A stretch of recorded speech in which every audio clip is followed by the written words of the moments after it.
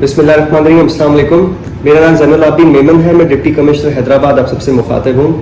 ये मेरा छोटा बेटा मोहम्मद इब्राहिम है, जो कि 4 साल 8 महीने का है। आज मैंने पोलियो मुहिम का आगाज़ सबसे पहले अपने ही बच्चे को पोलियो के 2 कतरे पिलाकर किया है।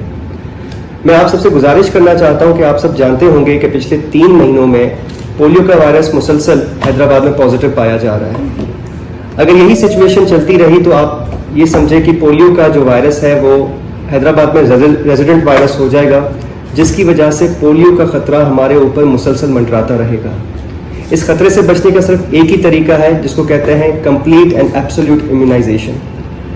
एब्सोल्यूट इम्यूनाइजेशन तभी पॉसिबल है जब हमारे ज़िले का हर एक बच्चा पोलियो के 2 कतरे रेगुलरली पीता रहेगा 5 साल की उम्र तक। ये कैंपेन तभी कामयाब होगी जब आप सबका ताउन हमारे साथ होगा और हम हर बच्चे को पोलियो के 2 कतरे पिला पाएंगे।